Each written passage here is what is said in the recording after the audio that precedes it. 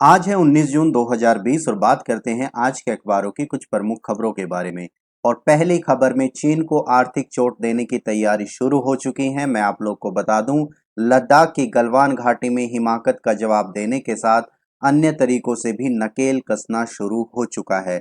और इसी को देखते हुए रेलवे ने भी एक चीनी कंपनी का ठेका रद्द कर दिया है और कहा गया है कि पिछले 4 साल में केवल 20% ही काम उस कंपनी ने किया था, जिसके बाद ये ठेका रद्द कर दिया गया है। वहीं मैं आप लोग को बता दूं कि कल खबर आई थी कि दूरसंचार विभाग की कंपनी बीएसएनएल ने भी 4G उपकरणों को अपग्रेड करने में चीनी कंपनियों की मदद ना लेने का फैसला किया है। इसका मतलब अब बीएसएनएल में भी किसी भी चीनी कंपनी को कोई टेंडर नहीं मिलेगा। केंद्रीय उपभोक्ता एवं खाद्य मंत्री रामविलास पासवान ने भी कल सचिवों के साथ बैठक की और निर्देश दिए कि मंत्रालय में कोई भी चीन निर्मित सामान नहीं खरीदा जाएगा। और इसी को देखते हुए लॉन्चिंग भी टाली गई है। और मैं आप लोग को बता दूं कि चीनी कंपनी ओप्पो ने भारत में 2 मोबाइल फ़ोन ऑनलाइन लॉन्च करने की जो प्रक्रिया है उसको टाल दिया है। और वहीं 70% जो भारत में मोबाइल हैं वो चीन के हैं।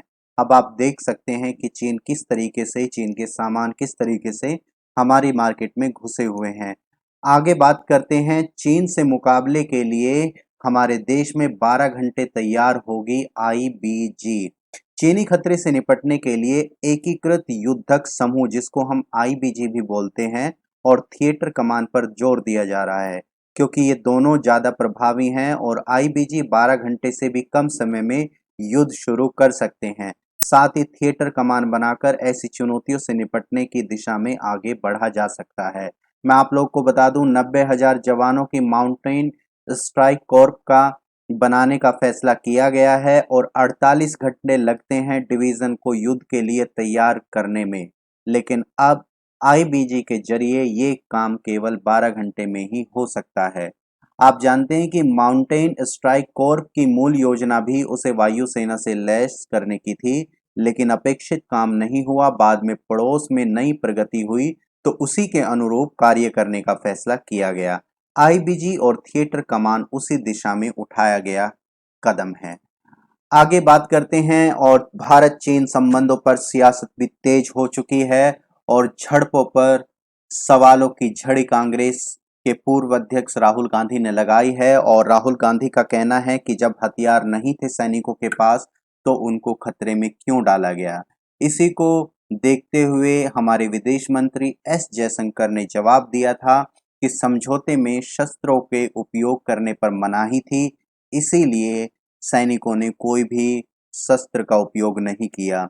लद्दाख की गलवान घाटी में चीनी सैनिकों के साथ आप जानते हैं कि हिंसा में 20 जवान शहीद हो गए थे, वहीं 70 से जवान घायल हैं। उधर खबर आ रही है कि राहुल गांधी ने एक वीडियो जारी करके कहा था कि चीन ने शस्त्रहीन भारतीय सैनिकों की हत्या करके बहुत बड़ा अपराध किया है। और मैं पूछना चाहता हूं कि इन वीरों को बिना हथियार खतरे में किसने और क्यों भेजा। सियासत है ये तो चलती रहती है। आगे बात करते हैं अगली खबर की।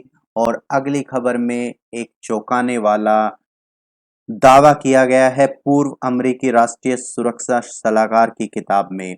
और ये दावा ये है कि ट्रंप ने चुनाव जीतने के लिए चीन से मदद मांगी थी। पूर्व राष्ट्रीय सुरक्षा सलाहकार जॉन बोल्टन की नई किताब आई है और उसमें ये दावा किया गया है, जिससे राष्ट्रपति चुनाव से पहले डोनाल्ड ट्रंप की मुश्किलें बढ़ गई हैं। The room where it happened, a White House memoir में बोल्टन ने दावा किया है कि ट्रंप ने दोबारा राष्ट्रपति निर्वाचित करने के लिए होने के लिए 2019 में हुए G20 शिखर सम्मेलन में चीनी राष्ट्रपति शी जिनपिंग से मदद की गुहार लगाई थी, जिन्होंने जिनपिंग से अमेरिकी कृषि उत्पादों को खरीदने का आग्रह किया था। ऐसे में मतदाताओं के बीच ये गलत संदेश गया है और देखते हैं कि अब आगे क्या होता है। बढ़ते हैं अगली खबर की तरफ। और अगली खबर में चीनी सेना के हमले में 76 जवान घायल हुए थे। और ये कल ही खबर आई है। गलवान घाटी में आप जानते हैं कि 15 जून को हुए चीनी सेना के साजिशन हमले में भारत के कुल 76 जवान घायल हुए थे। सैन्य सूत्रों ने गुरुवार को खुलासा किया है कि इनमें से 18 जवानों को गंभीर चोटें हैं और ये सभी लेह के अस्पताल में भर्ती हैं। बाकी 58 जवान अलग अलग अस्पतालों में हैं और इन्हें हल्की चोटें आई हुई हैं। सभी 76 जवान अगले 15 दिन में ड्यूटी ज्वाइन कर लेंगे, ऐसी भी खबर आ रही है। दूसरी ओर भारत ने गुरुवार को चीन से दो टूक कहा है कि वह एलएसी पर गतिविधियां अपनी हद के अंदर सीमित रखे। तो ये थी आज की कुछ खबरें। अगर आपको ये पसंद आई हैं तो इसे लाइक करें, शेयर करें और सब्सक्राइब करें। Thank you.